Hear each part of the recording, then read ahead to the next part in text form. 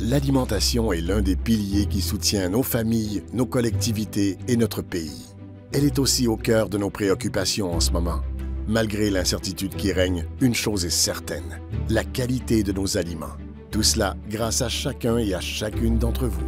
Des producteurs aux transformateurs, en passant par les transporteurs et les détaillants. Les Canadiens et les Canadiennes ne sont pas du genre à reculer devant l'adversité. Ils se serrent les coudes et mettent la main à la pâte. Nous avons tous un rôle à jouer. Le nôtre est de continuer à offrir une alimentation saine et de grande qualité à notre population et à celle du monde entier. Nos aliments ont toujours fait notre fierté, et cela est vrai aujourd'hui plus que jamais. Si nous sommes éloignés les uns des autres, la nourriture a le don de nous rapprocher. Grâce à vous. Merci pour tout ce que vous faites.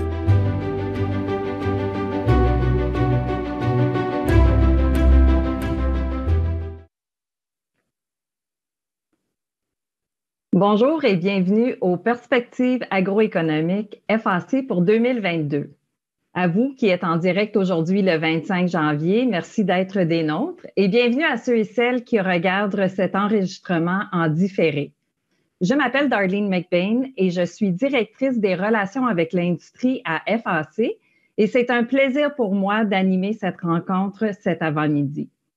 Je vous parle aujourd'hui de mon bureau à Montréal et je me situe sur les terres traditionnelles non cédées des nations Mohawk et Algonquin. Ce territoire a longtemps servi de lieu de rencontre et d'échange entre les nations et c'est dans le respect des liens avec le passé, le présent et l'avenir que nous honorons ces peuples comme des contributeurs essentiels à notre société et nous respectons la diversité et la force de tous les peuples autochtones de partout au pays. Donc maintenant, avant de poursuivre, je souhaite m'assurer que vous êtes tous bien installés pour profiter pleinement de l'événement. Tout d'abord, sachez que cette session sera enregistrée.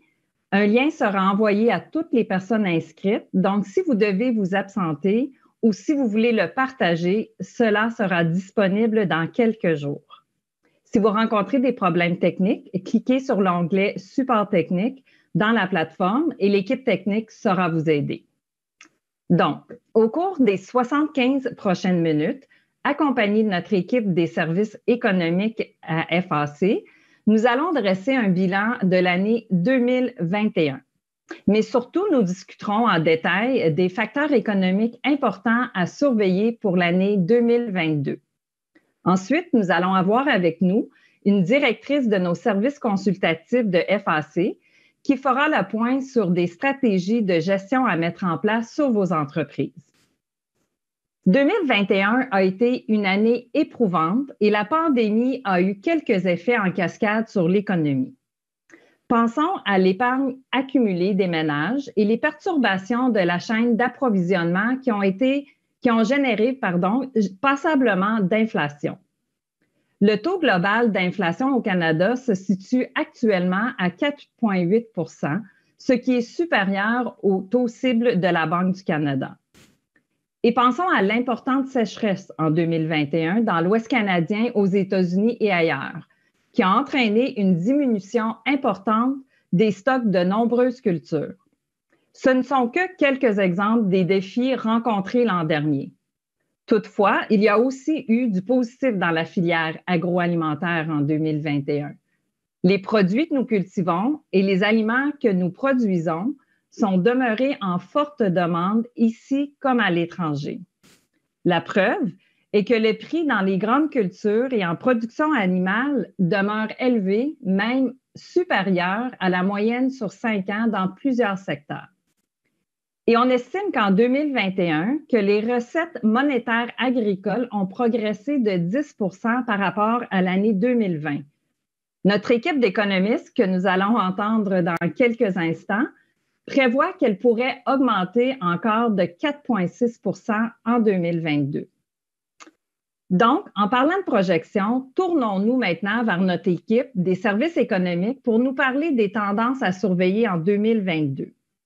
Débutons avec Jean-Philippe Gervais, économiste en chef de FAC, qui va discuter de ce que j'appellerais les facteurs macroéconomiques, c'est-à-dire des variables économiques et financières qui ne sont pas nécessairement liées au secteur agricole, mais qui sont néanmoins tout aussi importantes. Bonjour Jean-Philippe. Bonjour Darlene.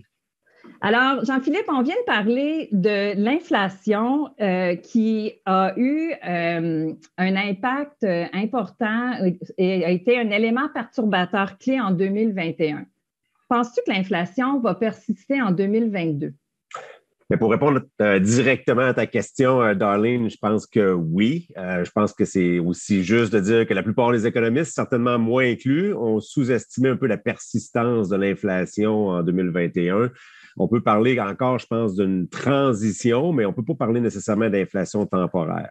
Il y a plusieurs raisons pour ceci. On ne reviendra pas longtemps là, sur les détails pour 2021, mais les perturbations dans plusieurs chaînes d'approvisionnement ont fait grimper les prix de plusieurs matières premières, etc., les problèmes dans le transport qu'on a vu en 2021. Il y a quand même quelques signes encourageants. Là. Si on regarde, par exemple, un indice comme le Dry Baltic Index, qui est le genre d'indice pour le transport du marchandisage, bien, il y a quand même 60% en bas du sommet qu'il a atteint à l'automne 2021. Donc, il y a des choses qui s'améliorent dans la chaîne d'approvisionnement, mais somme toute, on a encore un déficit de main-d'œuvre disponible. Si on regarde les taux d'inoccupation ou les emplois affichés, par exemple, dans la filière agroalimentaire, ces taux-là ont augmenté là, depuis le début de la pandémie.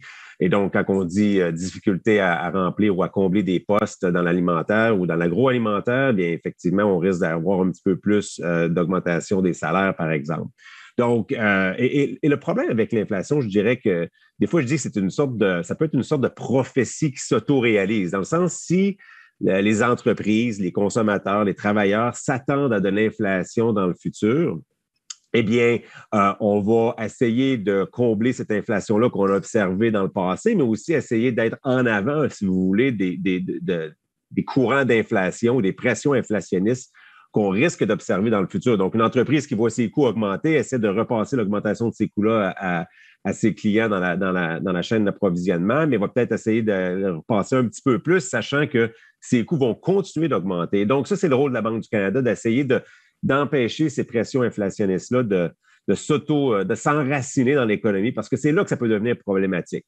Personnellement, oui, on va encore assister à un peu d'inflation, donc, mais je m'attends à ce que cette inflation-là diminue. Mais encore là, une inflation qui diminue, c'est toujours cohérent avec des prix élevés. Donc, on s'attend à ce que les prix demeurent élevés. On va en discuter aujourd'hui, par exemple, pour les intrants en agriculture, en production végétale, production animale, etc.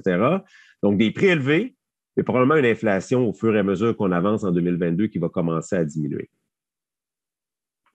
C'est bien. Donc, il y a beaucoup de liens, Jean-Philippe, à faire entre l'inflation et l'agriculture, mais je pense que l'un des sujets qui préoccupe un grand nombre de participants à l'événement aujourd'hui, c'est les taux d'intérêt. Alors, comment tu vois le lien entre l'inflation et les taux d'intérêt en 2022? Absolument, je pense que c'est quasiment, je dirais, le sujet numéro un. On a fait beaucoup d'investissements en agriculture pour de bonnes raisons. On a un secteur qui est en croissance. On va continuer de faire des investissements, donc les taux d'intérêt deviennent une variable économique super importante.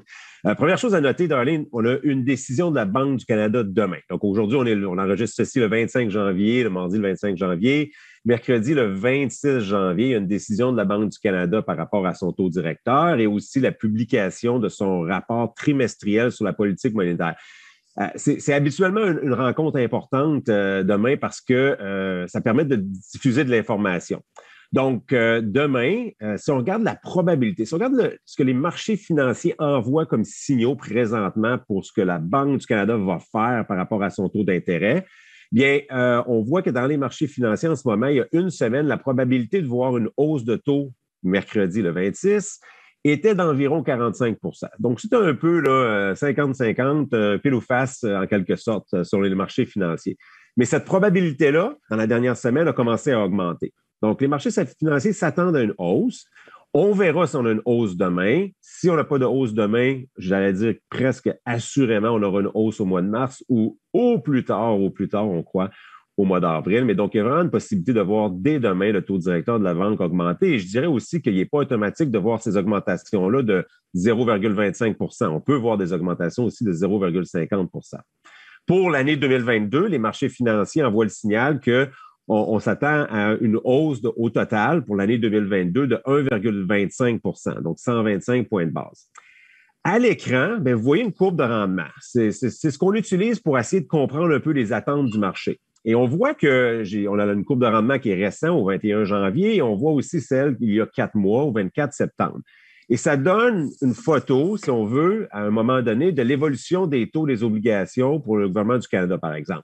Et bien sûr, ces taux d'intérêt-là, lorsqu'ils augmentent sur les marchés financiers, bien, le coût des capitaux, règle générale sur les marchés financiers, augmente. Et donc ça correspond aussi, généralement, à une augmentation des taux d'intérêt payés par exemple, les entreprises qui empruntent des fonds pour investir, etc. Donc, lorsqu'on voit une hausse de taux d'intérêt comme celle-ci, entre maintenant et il y a 4 mois, bien, ça correspond généralement à une hausse de taux d'intérêt aussi pour les emprunteurs.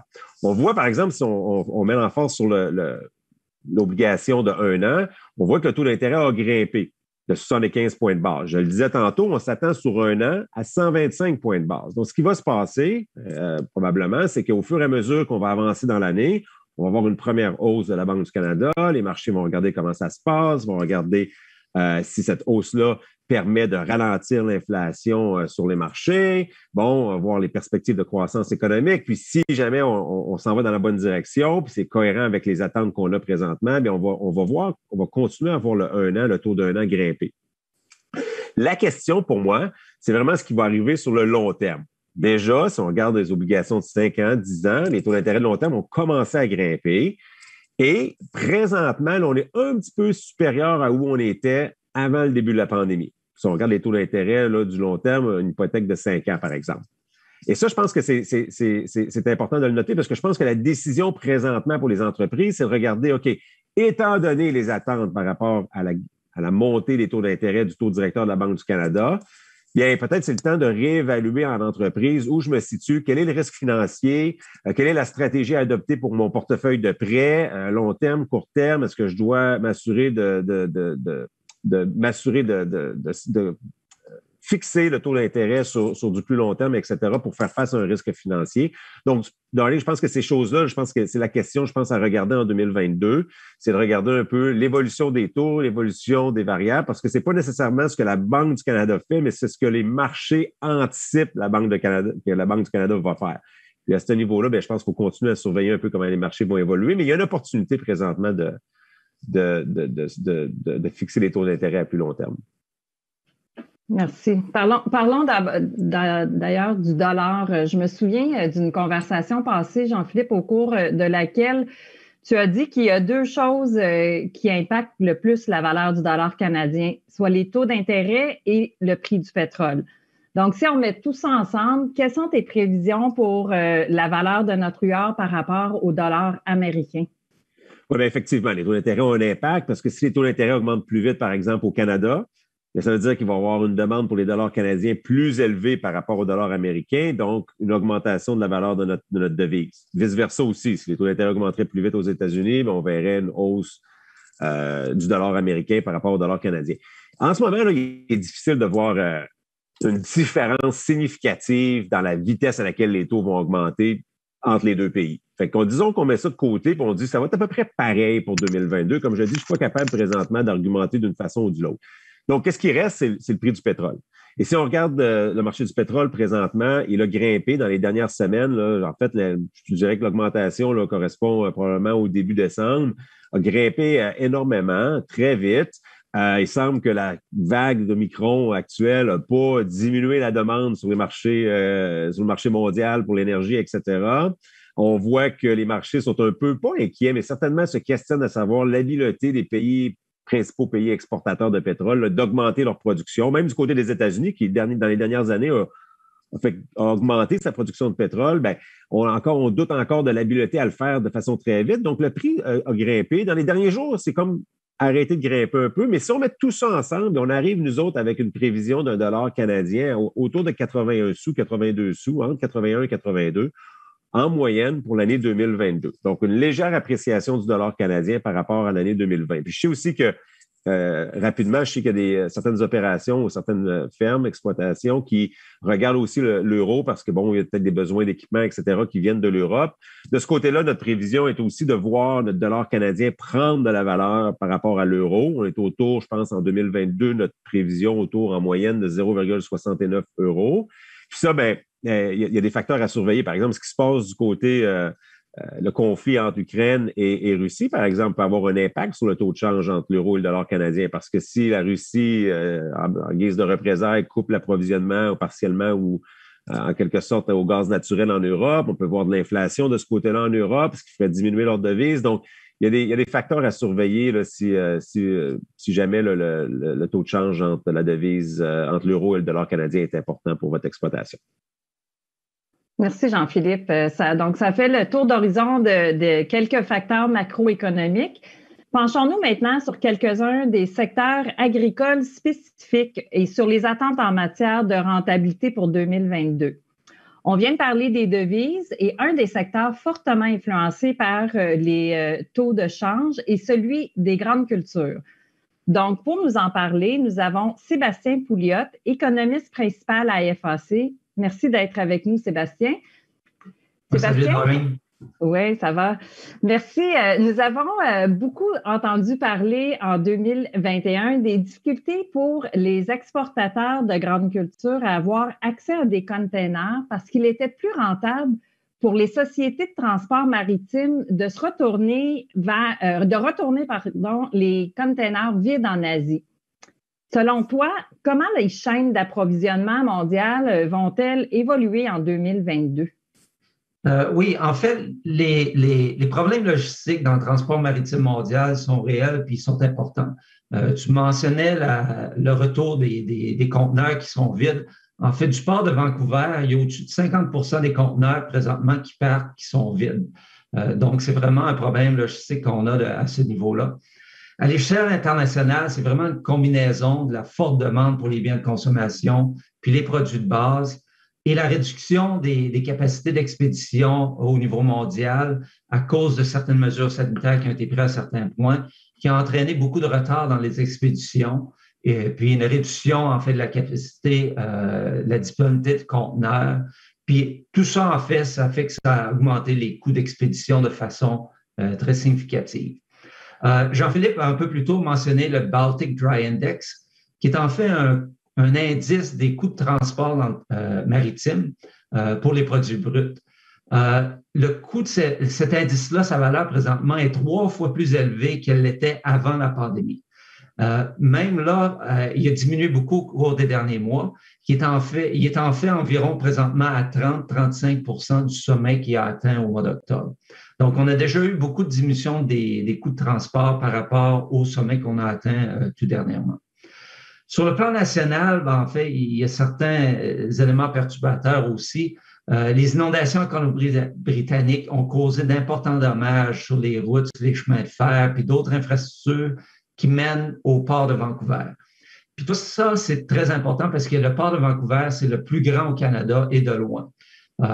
Donc, le transport vers le port de Vancouver a un impact quand même assez important sur le coût des produits qu'on a au Canada. Les transports des céréales continuent d'être affectés par tout ça. Par contre, on a eu une faible production des cultures dans les prairies cette année à cause de la sécheresse. Donc, les productions ont diminué d'environ 40%, ce qui fait en sorte qu'il y a moins d'exportation. Donc, même si on a des coûts de transport plus élevés présentement, ça a un impact un peu moins élevé sur les grandes cultures à cause justement qu'il y a moins de produits à exporter. On s'attend à ce qu'il y ait des améliorations quand même lentes au niveau des chaînes d'approvisionnement mondiales. Une partie de tout ça, c'est en fait, Jean-Philippe vient de mentionner la hausse des taux d'intérêt dont on s'attend, ce qui va faire en sorte de diminuer la demande intérieure, ce qui va faire en sorte de diminuer la demande pour le transport, ce qui va faire en sorte d'aider vers une diminution en fait des coûts de transport maritime. Il va falloir aussi un peu de temps pour reconstruire les infrastructures en Colombie-Britannique. Ça va encore ralentir le commerce pour une bonne partie de 2022, mais on s'en va vers la bonne direction présentement. Quoique les coûts d'expédition vont demeurer élevés pendant un bout de temps, mais ça devrait diminuer à plus long terme. Merci, Sébastien. Donc, j'aimerais revenir sur la forte demande pour les produits de base. Plus de 50% des céréales, oléagineux et légumineuses canadiennes sont exportées à chaque année. Ces dernières années, le Canada a été confronté à d'importants problèmes quand on parle des légumineuses en Inde et du canola vers la Chine. Est-ce que ces problèmes demeurent et est-ce que tu prévois qu'il va y avoir encore de belles opportunités pour les exportations canadiennes? Oui, ben, la demande pour les grandes cultures canadiennes a été très forte l'année dernière. Les exportations, même si on a eu une sécheresse dans les prairies, en fait, les exportations canadiennes ont augmenté de 11 pour la campagne agricole 2020-2021, augmenté de 11 par rapport à 2019-2020. La forte demande a soutenu des prix plus élevés pour les producteurs canadiens. Le prix des oléagineux était de 30 plus élevé en 2021 par rapport à 2020. Pour les céréales, c'était 20 plus élevé. Donc, les producteurs canadiens ont pu profiter d'excellents prix en 2021. La production de maïs, de soya et de blé au niveau mondial devra augmenter. L'augmentation de cette offre-là va faire en sorte que les prix devraient diminuer. Quoique les stocks sont quand même assez bas présentement, donc la baisse des prix ne sera pas nécessairement substantielle.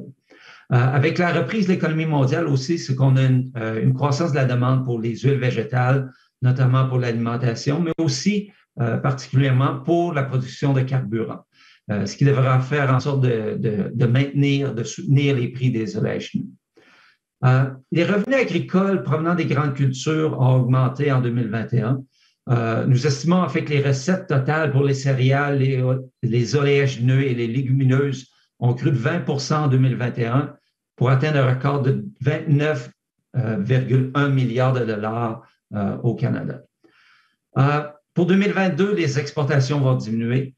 Ça devrait être de façon quand même assez appréciable étant donné que la sécheresse qu'on a eue dans les prairies, mais c'est aussi parce que la demande intérieure est forte. On observe aussi, relié à tout ça, c'est une forte augmentation des importations de maïs depuis les États-Unis.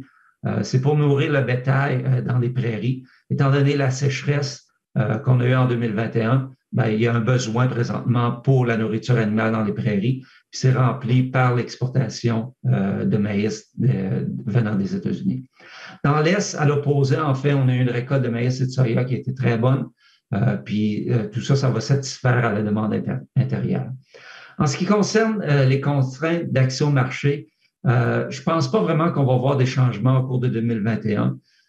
Étant donné la réduction de production qu'on a eue en 2000, je m'attends pas à ce qu'on ait des changements en 2022, mais étant donné la production qui a été faite en 2021, ça a un peu moins d'importance présentement parce qu'il y a moins d'opportunités pour exporter étant donné le faible volume de production en 2021.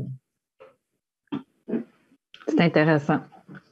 Ça fait un bon tour. Donc, la météo. La météo a été l'un des sujets les plus importants pour l'agriculture canadienne en 2021.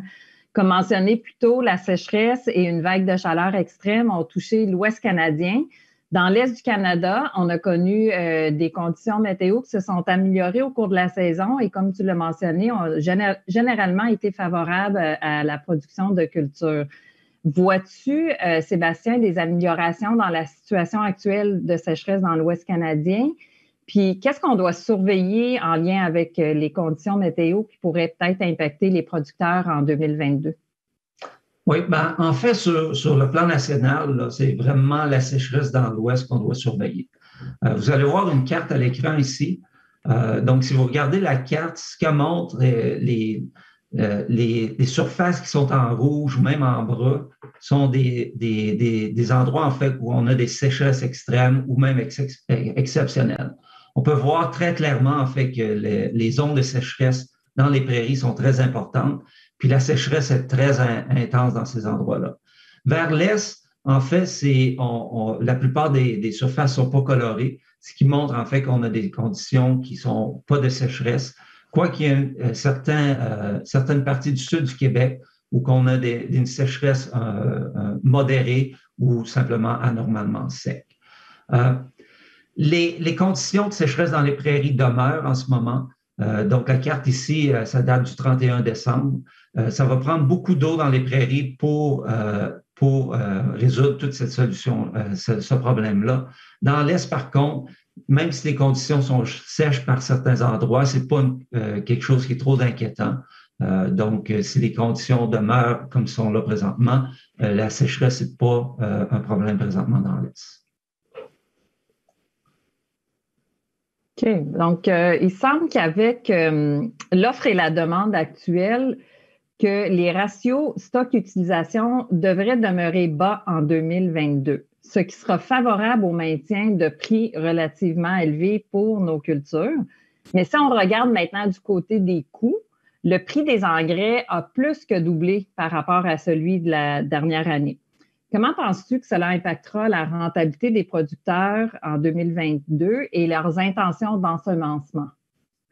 Oui, ben, en fait, la disponibilité des intrants et leur coût va être une question très importante au cours de 2022.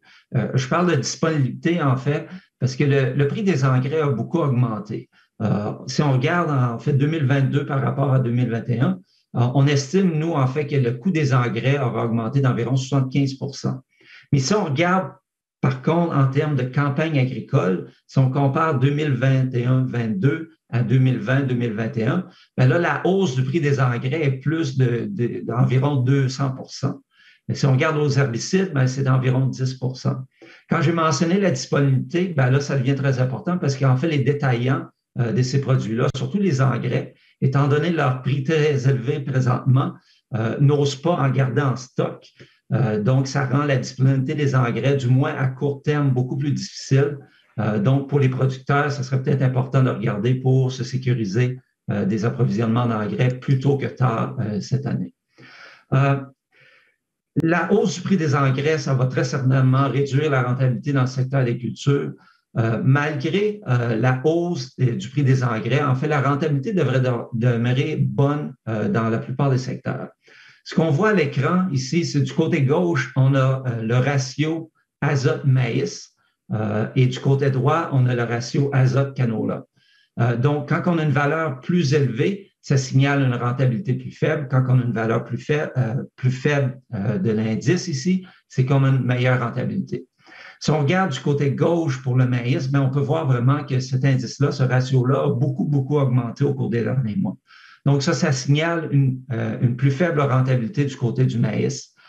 Nous, ce qu'on s'attend en fait, c'est que les producteurs dans l'Est du pays se tournent plus vers le soya, qui est moins demandant en termes d'engrais, plutôt que vers le maïs. Donc, on va voir dans quelques instants, on va voir qu'on s'attend à ce qu'il y ait un accroissement des ensemencements de soya aux dépens du maïs.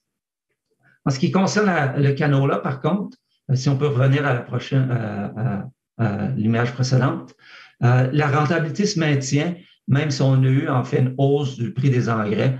Ça, c'est aidé en fait par une forte hausse des prix du canola au cours des 6 derniers mois. Donc, le ratio ici a beaucoup augmenté dernièrement, mais par contre, il se compare à des niveaux qu'on a eus au cours des dernières années. Si on peut passer maintenant à l'approche à la table, ce qu'on montre ici, c'est les changements dans les ensemencements en 2022 par rapport à ceux de 2021. Tout ça, c'est influencé par les attentes en termes de profitabilité. Nous, on s'attend en fait à une augmentation des superficies d'oléagineux, notamment dans l'Est pour le soya, comme je l'ai mentionné, au profit du maïs, où on s'attend à en fait une diminution des ensemencements de maïs. Au niveau du maïs, même si on a vu dans le graphique précédent une grosse augmentation du ratio, on ne s'attend pas à une diminution énorme, quoique 4,4 %, c'est quand même significatif. C'est parce qu'en fait, il y a une demande intérieure pour le maïs, pour nourrir le bétail. Donc, il y a des besoins ici à subvenir, même si les prix sont moins favorables pour le maïs présentement. Dans l'Ouest canadien, on prévoit une augmentation d'environ 5 % des ensemencements de canola, une légère augmentation des ensemencements de blé dur et de blé aux dépens, en fait, des lentilles, de l'orge et de l'avoine. Merci Sébastien, ça fait un bon tour du secteur de la grande culture. Donc, les prix élevés des grains et oléagineux sont une tendance positive pour le secteur végétal. Toutefois, c'est tout le contraire en production animale, car avec les coûts élevés des grains et les entreprises de production animale voient grimper leurs coûts d'alimentation. J'inviterai maintenant à se joindre à nous Craig Clemmer, économiste principal à FAC, pour discuter des perspectives dans le secteur porcin. Craig, bonjour. Bonjour. Craig, dans quelle mesure les coûts élevés des aliments pour animaux influencent-ils à l'heure actuelle la rentabilité des fermes porcines? Les coûts d'alimentation représentent une part de plus en plus importante des coûts totaux d'une ferme porcine. Par exemple, pour un modèle naissance finition, les coûts d'alimentation représentaient environ 54% des coûts totaux en 2020. Cette part est passée à 59% en 2021 et nous prévoyons qu'elle sera environ 58% en 2022. Mais regardez, les coûts n'est que la moitié de l'histoire. Les prix des porcs en 2021 étaient en moyenne plus élevés qu'en 2020. Ils ont grimpé de janvier à juin, puis ont baissé par la suite. Ils sont actuellement plus élevés qu'il y a un an. Nous nous attendons à ce que le prix de 2022 se compare à ceux de 2021, ce qui serait une bonne nouvelle. Maintenant, on peut regarder le ratio entre le prix de porc et le maïs pour comprendre la tendance de profitabilité. La figure montre le ratio entre le prix de porc et maïs au Manitoba, en Ontario et au Québec. La figure montre qu'à l'horizon 2022, les ratios porc-maïs au Québec et en Ontario devraient être assez semblables à ceux de 2021. Toutefois, nous prévoyons que le ratio diminuera au Manitoba en raison de la hausse des coûts des aliments pour les animaux à la suite de sécheresse de 2021. Merci, Craig. Parlons maintenant de d'autres éléments à surveiller dans le secteur porcin. La peste porcine africaine, est-ce que c'est toujours une préoccupation? Puis, je crois avoir lu que la peste porcine africaine était pas mal maîtrisée en Chine et cela expliquerait probablement la baisse de nos exportations de porc canadiens vers la Chine. Qu'est-ce que tu en penses, Craig? La protection porcine en Chine est revenue à un niveau comparable à celui d'avant l'épidémie de peste porcine africaine. Mais les porcines produits au cours des derniers mois étaient lourds et qui a augmenté l'offre et fait chuter les prix. La Chine importe maintenant beaucoup moins de porc et les exportations canadiennes de porc vers la Chine ont été réduites de moitié en 2021. En 2022, nous ne pouvons pas compter sur l'importation de porc de la Chine pour soutenir les prix. Les exportations canadiennes de porc sont en baisse, mais le Canada a réussi à augmenter ses exportations vers les États-Unis et le Mexique, entre autres. Donc, tourner vers d'autres marchés.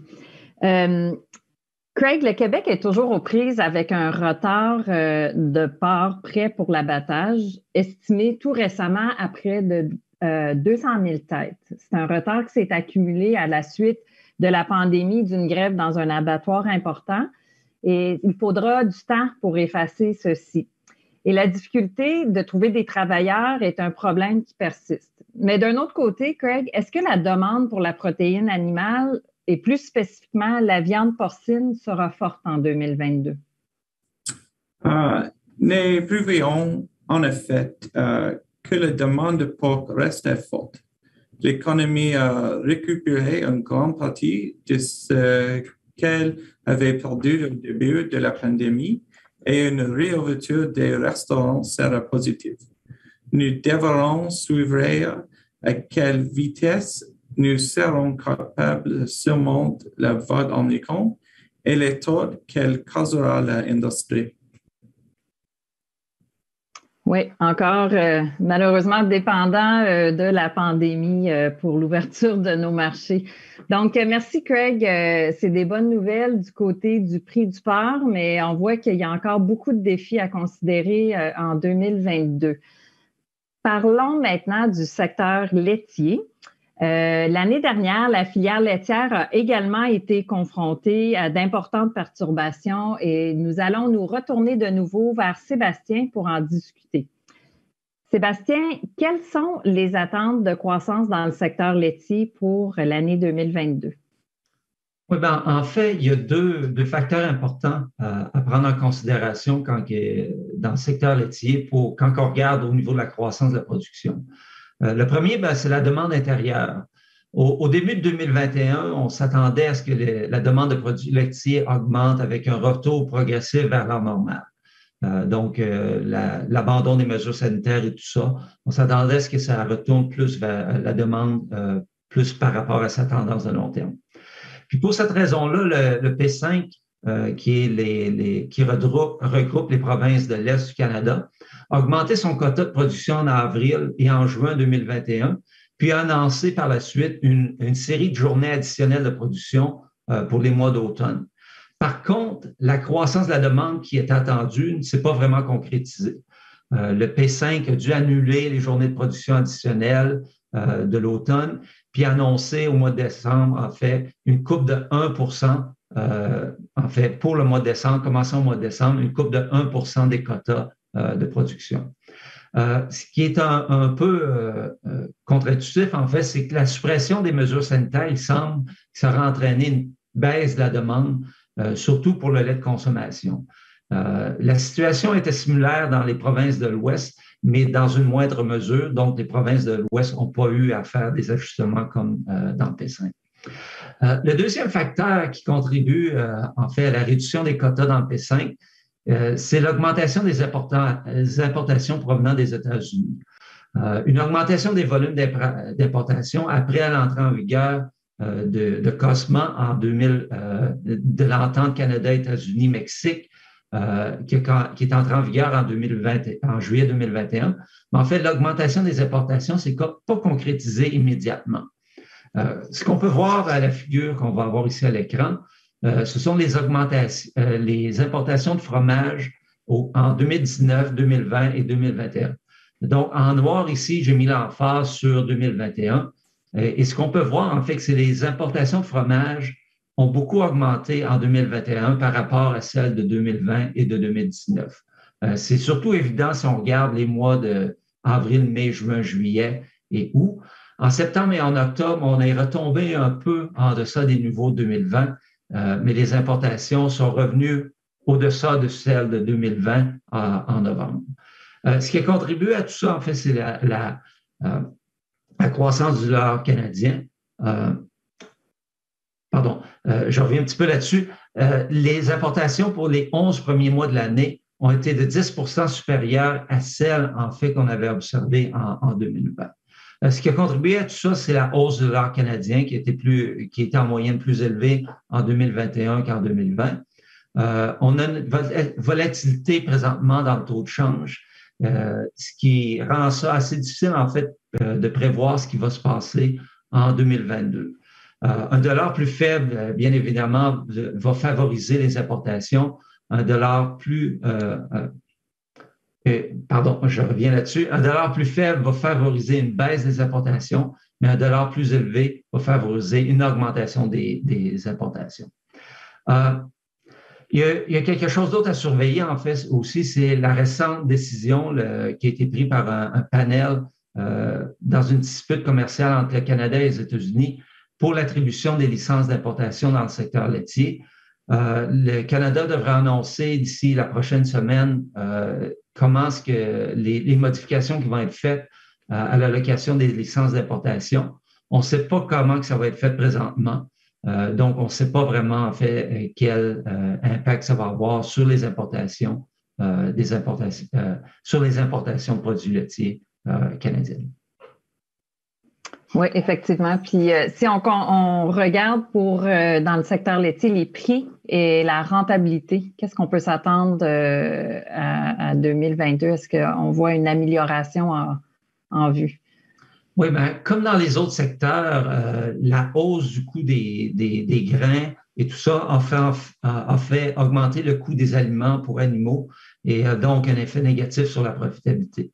La Commission canadienne du lait a annoncé tout récemment, en fait, il y a quelques mois, une augmentation du prix de soutien du beurre de 12,4 %, ce qui devrait se traduire dans une augmentation du prix à la ferme de 8,4 %. Cette hausse-là va prendre effet en février, le 1er février. Mais toutefois, étant donné qu'on a une hausse du prix des solides non gras au cours des derniers mois, on devrait s'attendre en fait à une hausse des prix commençant le 1er février qui devrait être un peu inférieure à ce 8,4 %. Ce n'est pas une mauvaise nouvelle, c'est juste le reflet des conditions de marché. C'est que les prix ont augmenté pour d'autres raisons entre-temps, ce qui fait en sorte qu'on va avoir une hausse en pourcentage moins élevé, mais quand même une hausse appréciable des prix à la ferme commençant le 1er février. Pour les solides non gras, je mentionnais en fait que leur prix a augmenté. En fait, ils sont 40 % plus élevés qu'ils étaient là un an. La hausse des prix à la ferme va contribuer à la rentabilité. Ça ne contrebalancera pas, par contre, entièrement la hausse des coûts de production, ce qui va faire en sorte que les marges pour les fermes laitières devraient être quand même serrées au cours de 2022. Ce qui va être intéressant de voir, c'est si les offices de mise en marché vont être en mesure d'augmenter la production en 2022, compte tenu des hausses des prix du lait et des prix des produits laitiers. La figure qu'on va voir ici à l'écran montre en fait l'inflation au Canada pour certains produits entre décembre 2020 et décembre 2021. Donc, à la gauche, j'y mets en bleu les produits laitiers, le fromage, le beurre et le lait. Par la suite, suivent le prix des aliments en moyenne, l'inflation pour le prix des aliments, tous les produits. Puis par la suite, les derniers produits vers la droite en orange, c'est d'autres produits animaux de protéines. Donc, on peut voir la hausse au cours de cette dernière année-là. Donc, si on regarde les produits laitiers, en fait, ils se situent quand même bien par rapport à d'autres produits. La hausse, l'inflation pour les produits laitiers est en moyenne plus faible que celle des autres produits, ce qui signale en fait que la demande pour les produits laitiers devrait être quand même robuste, devrait quand même bien être capable de capter la hausse des produits laitiers qu'on s'attend à partir du 1er février. Par contre, on est un peu en territoire inconnu, étant donné la forte hausse des produits laitiers. On est un peu curieux en ce moment de voir comment est-ce que la demande va réagir à cette hausse-là.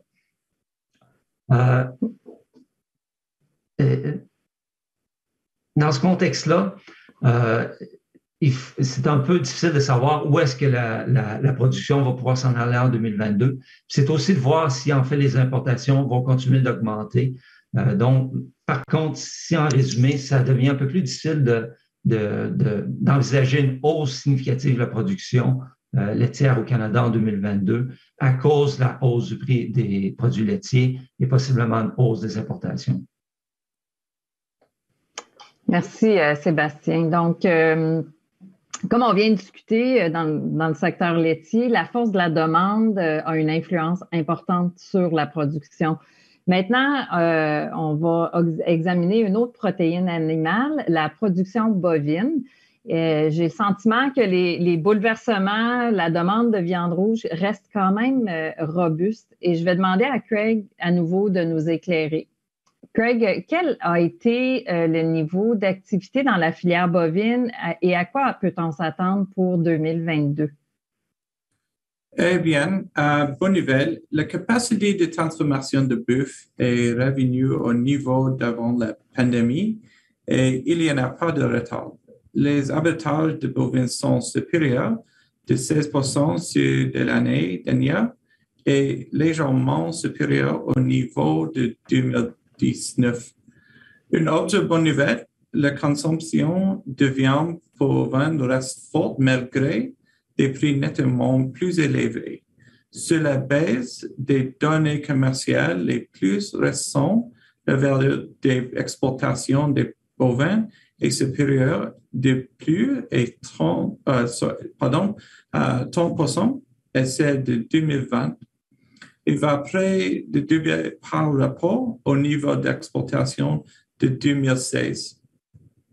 Au niveau national, les dépenses dans les restaurants ont augmenté de 15%. Les dépenses de la restauration rapide sont près à 16% supérieures et ont retrouvé les niveaux d'avant la pandémie. Donc, on prévoit que la demande de la viande bovine restera forte en 2022 avec la réouverture des économies mondiales.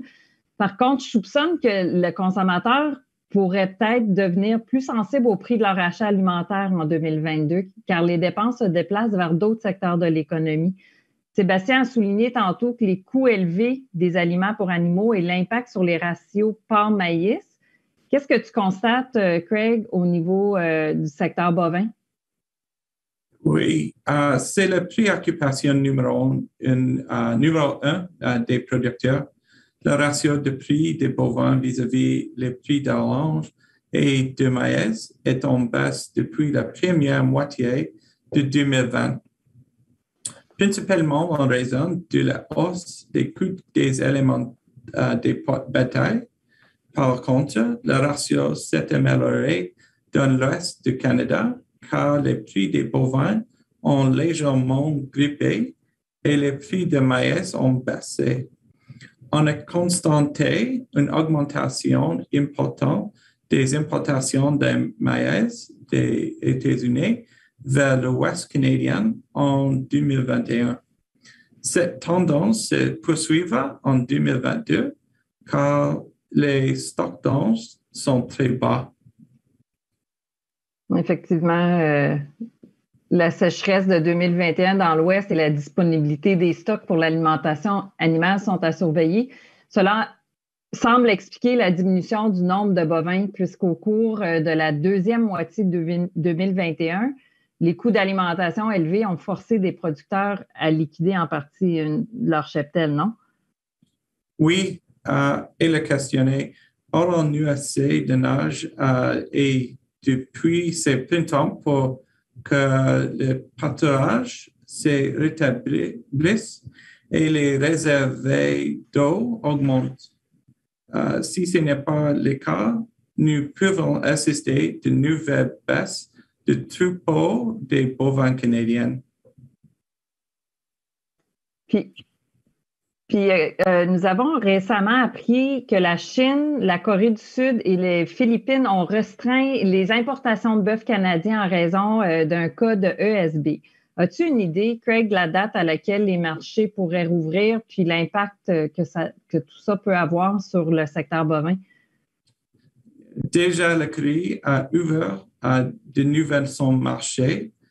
La Chine et la Corée sont les troisième et quatrième marchés d'exportation de bœuf canadien. Toute restriction est une préoccupation pour le secteur puisque cela peut occasionner des prix plus fiables. On garde confiance que tous les marchés vont réouvrir bientôt. Merci, Craig. Donc, on vient de faire le tour et examiner quelques secteurs qui sont importants par leur taille, mais il y en a beaucoup d'autres dont nous n'avons pas parlé. En fait, je dirais que la diversité de l'économie agricole canadienne est l'une de ses grandes forces. Jean-Philippe, essayons en quelques minutes d'aborder les tendances importantes dans d'autres secteurs, un genre d'analyse économique en flash, je dirais. Donc, commençons par le secteur de la pomme de terre. Quel est le facteur économique à surveiller pour l'année 2022 dans cette filière? Bien, allons-y. Donc, comme tu dis, Darlene, assez rapidement. Pomme de terre, effectivement, le l'interdiction d'exporter pommes de terre fraîches de l'île du Prince-Édouard vers les États-Unis, bien, c'est un coup dur pour l'industrie parce que ça représentait quand même 120-125 millions de dollars de revenus pour l'industrie dans l'Est, donc l'île du Prince-Édouard. Par contre, si on regarde le prix de référence, le marché américain est un marché important. On a encore beaucoup d'exportations de pommes de terre pour la transformation vers ce marché-là. Le marché de la pomme de terre aux États-Unis, comme je disais, est très important. On a 2 années consécutives avec un niveau de production du côté des États-Unis qui est un peu en deçà de leurs attentes, donc assez décevant de ce côté-là, du côté américain. Donc, je pense que ça crée une certaine opportunité. Ça permet de dire aussi que pour 2022, les prix devraient être assez élevés. Il faut surveiller les prix dans l'Est ou dans l'Atlantique parce qu'avec un surplus peut-être de pommes de terre, et le besoin de trouver de nouveaux débouchés pour ces pommes de terre-là qui ne pourront pas être exportées vers les États-Unis, bien, ça pourrait peut-être venir diminuer le prix dans cette partie-là du marché. Mais somme toute, je pense que pour le prix de référence, si on regarde le marché nord-américain, il est quand même assez ferme, étant donné, là, comme je disais, le déficit de production aux États-Unis dans les 2 dernières années. Merci. Parlons de l'industrie du poulet. Donc, les restrictions imposées aux services de restauration et les changements des habitudes de consommation qui en ont résulté ont été un défi pour l'industrie du poulet au cours de la dernière année. À ton avis, Jean-Philippe, à quoi ressemblera la rentabilité de ce secteur en 2022? En termes de profitabilité dans le poulet grillé, c'est sûr que comme toute production animale, on en a parlé beaucoup aujourd'hui, les coûts d'alimentation vont demeurer élevés. Par contre, il y a une formule d'ajustement de prix qui protège en quelque sorte le cours des augmentations. Et c'est sûr que c'est pas une formule parfaite, il y a certains décalages dans l'ajustement de prix, etc. Mais somme toute, bon, ça risque d'être quelque chose qui peut affecter la profitabilité. Mais je dirais que principalement, là, on va mettre à l'écran une figure qui va montrer ce qu'on appelle, nous autres, la force de la demande dans le secteur du poulet. Principalement, je pense que c'est sur les volumes de production qu'on doit porter attention en 2022. On a développé cet indice-là, pas pour mesurer la consommation, mais vraiment pour mesurer la force de la demande des consommateurs. Donc, la demande des consommateurs est fonction, bien sûr, du prix qu'on prend pour le poulet, bien sûr, fonction du prix du poulet, fonction du prix des biens concurrents ou substituts comme le bœuf, le porc, fonction du revenu des consommateurs, fonction de la disponibilité du produit, fonction de la capacité. La fermeture des services alimentaires, tu l'as mentionné, Darlene, a un impact pour la filière, bien sûr. Fait que si on regarde l'évolution de cet indice-là de la demande, bien, on voit qu'au début de la pandémie, cet indice-là a baissé et on était sur une croissance depuis plusieurs années. On a baissé jusqu'au début 2021. Et puis là, depuis donc 2 trimestres, à la fin du 3e trimestre 2021, on a une augmentation et on se retrouvait en termes d'indice peut-être 1% en bas d'où on était avant la pandémie. Donc ça, je pense que c'est une bonne nouvelle. Je m'attends que lorsqu'on aura finalement les données pour le dernier trimestre de 2021, puis on regardera maintenant pour 2022, je m'attends à ce que cet indice-là continue à croître. Et donc, ça envoie des bons signaux en termes de profitabilité et en termes de force de la demande. Dans le bœuf, la situation, puis même si on n'a pas nécessairement mentionné la filière bovine, mais juste à l'écran, vu qu'on voit l'indice pour ou qu'on a vu, l'indice pour la demande de la viande bovine, il faut comprendre que oui, la demande a diminué, mais c'était surtout en fonction de la force des marchés d'exportation. Et puis, il faut aussi considérer que dans les 5 dernières années avant la pandémie, la consommation de bœuf a augmenté. Donc, on s'attend aussi de ce niveau-là, pour ce qui est la viande rouge, aussi à avoir un rebond là, pour l'année 2022, puis retrouver, si on veut, la croissance qu'on a eue là, juste avant la pandémie. Donc, la production en serre, les revenus des producteurs de serre ont augmenté au cours des 3 premiers trimestres de 2021. C'est donc une bonne nouvelle. À quoi doit-on s'attendre pour ce secteur? Ben, tu l'as dit, les revenus ont augmenté, donc ça, c'est une bonne nouvelle. Si on regarde les prix, c'est un secteur, quand on parle de production en serre, c'est un secteur qui est très diversifié. Hein, il y a beaucoup de types de production à l'intérieur de ce secteur-là, donc c'est difficile d'avoir un énoncé généralisé pour les prix, mais je dirais que somme toute, là, pour la plupart des productions en serre, si on regarde les prix pour l'année 2021 en fonction des moyennes sur 5 ans, bien, on a eu des prix qui étaient supérieurs aux moyennes. Donc ça explique, je pense, l'augmentation des revenus bruts qu'on a vu en 2021. La demande va être là. Je pense qu'il y a par contre certains enjeux au niveau de la profitabilité au terme des coûts pour ce qui est des productions en serre. Si on regarde, tous les matériaux ont augmenté, que ce soit les boîtes de carton, les pots en plastique, etc. L'énergie, le gaz naturel a baissé dernièrement. mais il a augmenté énormément en 2021. Fait que je pense que du côté production en serre, ce que je regarderais plus, c'est l'évolution de la structure de coûts. Les chaînes d'approvisionnement ont un impact sur les prix des intrants qui sont utilisés pour les producteurs de serre. Donc, ça, je pense que c'est le facteur numéro un. Si on regarde ce qui se passe du côté de l'Europe, par exemple, on pense qu'en Amérique du Nord, on a un certain avantage, par exemple. Par contre, en termes de compétitivité, donc les marchés d'exportation, production en serre devraient être assez forts. Et puis la demande aussi du côté interne ou local, national, va être aussi, je pense, assez forte. Parlons des petits fruits, un secteur qui est très diversifié en soi également. Si nous nous concentrons sur les bleuets, quelles sont les tendances à surveiller dans le secteur du bleuet en 2022?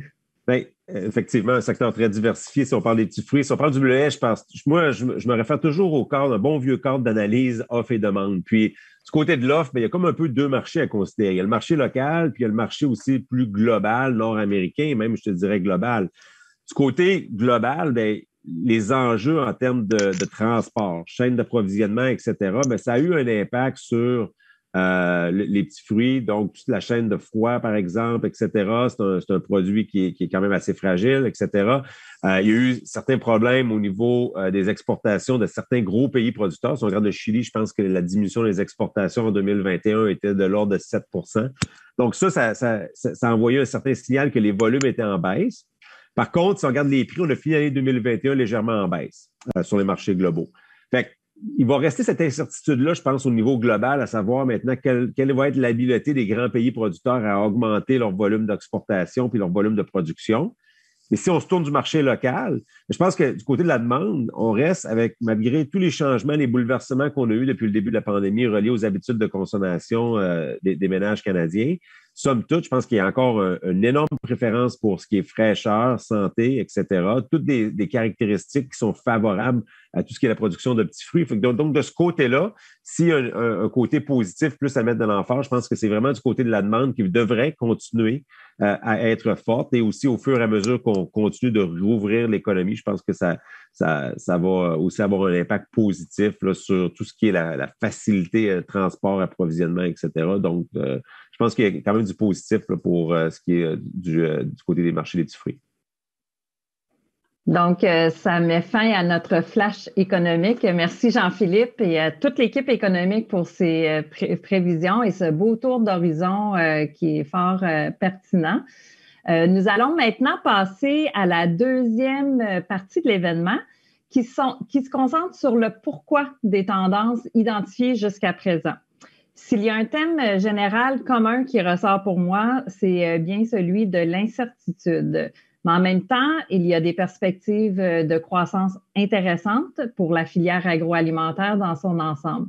Donc, nous avons entendu de très bonnes idées sur les facteurs économiques à surveiller, mais que doit faire un exploitant agricole avec cette information? Et pour nous répondre, je me tourne maintenant vers Audrey Morin, directrice en transfert d'entreprise à FAC. Bonjour Audrey. Merci Darlene. Alors, je pense que vous allez tous être d'accord avec moi pour vous dire que c'était beaucoup d'informations à assimiler en un peu de temps. Les informations et les facteurs économiques présentés aujourd'hui sont susceptibles d'avoir un impact sur votre entreprise agricole. Pour certains, ça peut représenter des enjeux et pour d'autres, ça peut représenter des opportunités. Donc, en fait, juste ici, le volume d'informations présentées aujourd'hui, il y a peut-être des gens qui nous écoutent, qui nous regardent, qui se sentent peut-être dépassés par toute l'information présentée et puis de comment on ramène ça à la maison et de comment on intègre ça dans notre plan d'affaires. Alors, je suis ici pour vous partager des outils. Je fais partie d'une équipe de 10 à travers le Canada, les services consultatifs. On aide les familles canadiennes à établir, en fait, on aide les familles canadiennes. On offre un service d'accompagnement pour le transfert d'entreprise. On aide les familles à établir leur vision de l'entreprise ainsi que la vision du transfert d'entreprise. On les aide aussi à s'établir des étapes précises avec des échéanciers. Parce qu'on le sait tous que le transfert d'entreprise, ça peut être hautement émotif, ça paraît aussi comme une montagne pour les familles. Alors, avec mon accompagnement, ça devient plus facile à gérer. Maintenant, j'aimerais qu'on passe. L'équipe économique aujourd'hui vous a présenté des statistiques super intéressantes pour l'année 2022. Mais on fait quoi avec cette information-là? On ramène ça comment à la maison, puis on inclut ça dans la vie de tous les jours comment? Alors, j'aimerais vous proposer 4 questions qu'on peut commencer, qui s'appliquent à tous les facteurs économiques présentés aujourd'hui, mais juste pour évaluer l'ampleur et peut-être vous donner une priorité sur quel facteur économique vous pourriez vous passer un peu plus d'énergie à évaluer l'impact que ça pourrait avoir sur votre entreprise, puis décider de quel des sujets qui a été présenté aujourd'hui que vous voulez entendre avec vos partenaires d'affaires, d'évaluer, de regarder en profondeur, peut-être pour guider vos décisions. Alors, les 4 questions qu'on peut se poser sont quel est l'impact de cette information sur votre ferme? Quel aspect de cet enjeu pensez-vous contrôler? Qui peut vous aider à relever ce défi et quelle opportunité cette information peut représenter pour votre entreprise? Alors, à partir de ça, on va passer à l'écran suivant et puis j'aimerais vous suggérer qu'on se crée un plan de communication ciblé ensemble. Alors, parce que vos partenaires d'affaires, souvent en agriculture, sont des membres de votre famille. Et puis, je constate avec mon emploi, travaillant en transfert d'entreprise, qu'il y a peut-être une opportunité d'améliorer la qualité de communication avec les entreprises familiales et aussi la capacité d'aborder les sujets peut-être plus difficiles ou quand on a besoin de prendre des décisions, on dirait que les familles ont besoin d'un peu plus de soutien et d'accompagnement pour être capable d'avoir une conversation ciblée. Alors, voici quelques aspects importants quand on veut se faire un plan de communication pour évaluer un sujet qui nous tient à cœur. Alors, on va prendre un facteur qui a été présenté aujourd'hui pour nous donner un exemple plus concret. On va travailler à partir de l'inflation. Alors, on va passer à l'écran suivant. Alors, avec l'inflation, de qui on aimerait parler de cette information? Avec qui on aimerait avoir assis alentour de la table pour évaluer ce sujet? Donc, est-ce que ça va être les propriétaires de l'entreprise? Est-ce qu'on va inclure un employé clé? Est-ce qu'on va inclure des gens de l'industrie ou des fois aussi les agriculteurs, on aime ça s'informer avec d'autres agriculteurs. Alors, est-ce que ça va être quelqu'un en qui on a confiance dans notre cercle qu'on va inclure à la conversation? Quand on dit des partenaires techniques dans l'industrie, ça peut être un représentant de moulée, quelqu'un qui vous vend des intrants. Ça peut aussi être votre directeur ou votre directrice des relations d'affaires chez Financement Agricole qui pourront vous donner des informations intéressantes au sujet pour que vous soyez capable de voir tous les morceaux du casse-tête et pour prendre une bonne décision bien éclairée. Alors, dans l'exemple de l'inflation, il y a peut-être des gens, des membres de votre famille qui ont eu une expérience précédente. Alors, des fois, ça amène une réaction peut-être un peu plus émotive. Ça peut amener une peur si ça n'a pas été une belle expérience. Ça peut amener d'autres hésitations à aborder le sujet. Il y a peut-être aussi d'autres personnes dans votre entreprise qui sont peut-être plus novices dans le domaine et n'ont pas nécessairement eu d'expérience avec l'inflation ou avec l'augmentation des coûts d'intérêt. Donc, c'est important de bien identifier le sujet et de pourquoi ça vous tient à cœur. Parce que la personne qui est peut-être un peu plus novice va se demander mais pourquoi on doit en parler, c'est quoi les impacts qui peuvent en découler de cette information-là. Alors, de bien préparer le sujet, de quoi on veut approfondir, puis aussi de bien expliquer pourquoi c'est important pour nous qu'on regarde ça en tant qu'équipe. Alors, en tant que membre, on le sait qu'en agriculture, on en a parlé tantôt, qu'on travaille avec les membres de notre famille, puis aussi, les gens traitent l'information différemment. Alors, c'est important, quand on amène un sujet, de reconnaître les différentes façons. Là, je suis certaine qu'il y en a parmi vous aujourd'hui qui vont se reconnaître. Les gens, pour se préparer une conversation, certains vont devoir prendre le temps de retourner la question calmement dans leur tête. Ils vont devoir faire ça à tête reposée, seuls, éliminer les distractions externes. Certaines personnes sont plus extroverties, vont devoir en parler à tout le monde dans le cercle, vont devoir aussi, toutes les idées qui vont lui passer par la tête, ça va sortir, puis ils vont vouloir prendre le pouls d'un peu près tout le monde, là, de leurs opinions sur le sujet pour être capable de se formuler une opinion puis de se préparer à la rencontre. Alors, ce qui est important, c'est se donner l'espace nécessaire pour que les gens se préparent selon leurs besoins pour la rencontre. Alors, par la suite, c'est se donner un moment précis pour discuter du sujet qui nous tient à cœur. C'est se donner un lieu, une date, un temps alloué pour être capable d'en discuter. Parce qu'encore une fois, je suis sûre qu'il y en a qui vont se reconnaître. On le remarque bien en travaillant avec les familles d'agriculteurs, vous êtes super occupés, il y a des demandes constantes sur votre temps de la journée. Alors souvent, on jase de ça, mais de façon pas très stratégique. Là. On est en train de faire le train, on se lance un sujet, on répare le tracteur et même des fois, dans un souper de famille, on décide d'amener un sujet qui nous tient à cœur. Et là, ça crée des frustrations. Des fois, la personne qui reçoit la question dit « j'ai pas eu le temps de me préparer » ou « j'ai pas la tête à ça ». Et la personne qui a lancé la question, votre autre partenaire d'affaires, se demande « mais comment ça que mon partenaire n'a peut-être pas le même engouement ou voit pas le même intérêt de ce sujet-là, puis pourtant, c'est important pour notre entreprise ». Alors, de se donner un temps précis, une date, un lieu, un moment pour parler d'un sujet qui vous tient à cœur et d'éliminer les distractions externes va favoriser un échange plus agréable pour tous, puis avec aussi plus de chances d'évoluer dans votre sujet pour en venir à une conclusion gagnante pour tout le monde. Alors, maintenant qu'on s'est donné un temps ciblé, qu'on a déterminé les personnes qui vont être à la table, qu'on a le sujet qu'on sait que c'est l'inflation, on se fait souvent demander par nos familles quelles sont les questions, comment on doit aborder le sujet, de quoi on va inclure dans nos rencontres comme ça. Ça, c'est une question qui arrive souvent. Alors, on propose aux familles de se préparer des questions spécifiques et des préoccupations qu'ils voudraient partager avec le groupe. Parce que de cette façon, la personne qui a peut-être plus d'expérience avec le sujet a peut-être tendance à monopoliser un peu la conversation. Mais quand tout le monde arrive avec leurs questions, avec leurs préoccupations à partager, on crée une situation plus égale à partager nos conversations, nos préoccupations et nos questions. Alors, voici les idées de questions, des exemples de questions que vous pourriez peut-être apporter à cette conversation-là sur l'inflation. C'est quoi exactement l'inflation? Comment on calcule-t-on l'inflation? Quel est le risque financier? Est-ce que cela signifie que les taux d'intérêt vont augmenter? Et quels peuvent être les autres impacts majeurs causés par l'inflation sur votre entreprise? Alors, parce qu'avec des questions ouvertes comme celle-ci, discutées alentour de la table, vous allez être capable d'évaluer les lacunes dans les connaissances et peut-être aussi les divergences d'opinion et d'en arriver à une place où est-ce que tout le monde est sur la même longueur d'onde.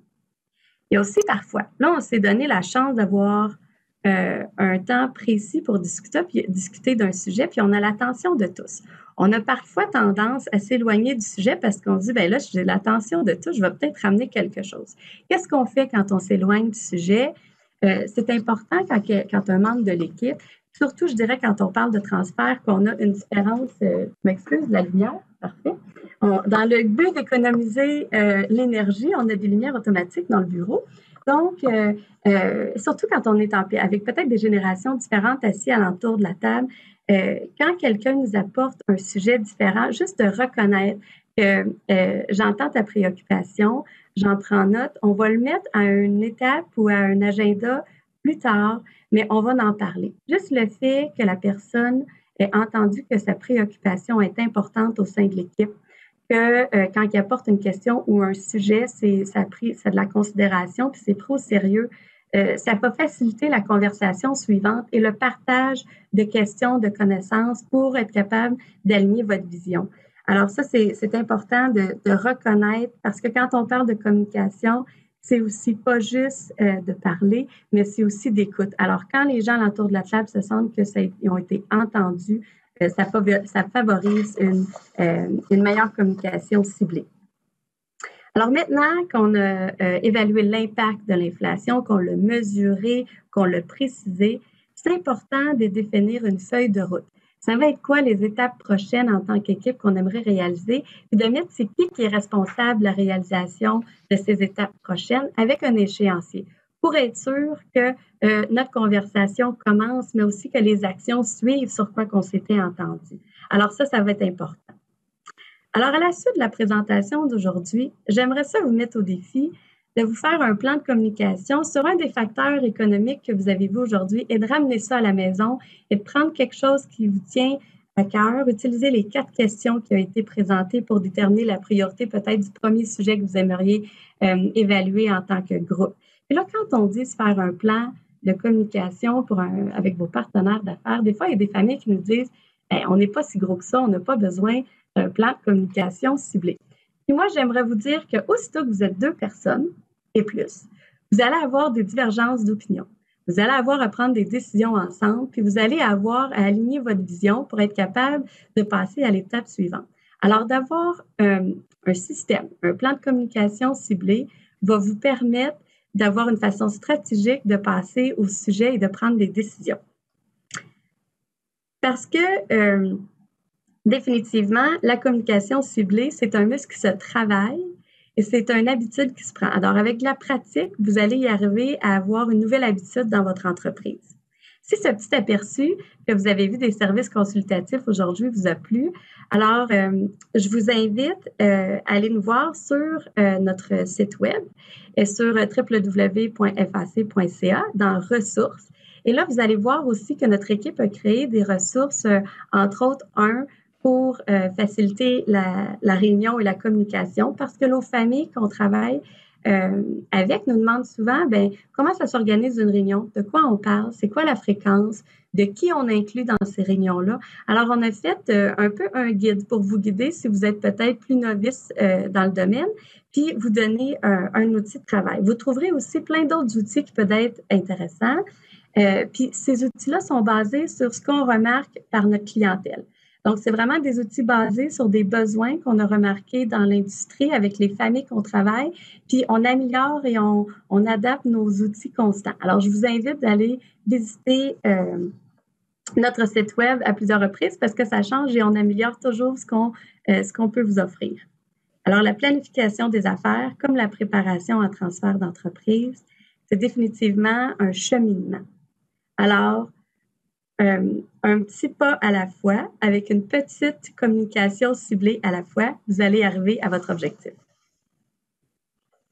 Merci Audrey, merci pour ces bons conseils et je souhaite et je suis certaine que les exploitants agricoles présents ici aujourd'hui et nos partenaires vont certainement y réfléchir et peut-être mettre en place quelques-uns de ces stratégies-là au cours de la prochaine année. Donc, voilà, cela conclut notre événement. Un enregistrement sera bientôt disponible pour tous ceux et celles qui se sont inscrits. Donc, si vous avez manqué un élément d'information, vous pouvez revenir en arrière et le visionner à nouveau. Je vous encourage également à consulter régulièrement le site web de FAC en cliquant sur l'onglet « Connaissances » et puis sur « Économie » afin d'accéder à d'autres ressources. Aujourd'hui, par exemple, nous avons publié sur ce site des perspectives détaillées pour les grandes cultures et des rapports sur d'autres secteurs suivront au cours des mois de janvier et février. Alors, merci encore tout le monde d'avoir été présent avec nous ce matin. De la part de tout le personnel de FAC, passez une excellente année 2022.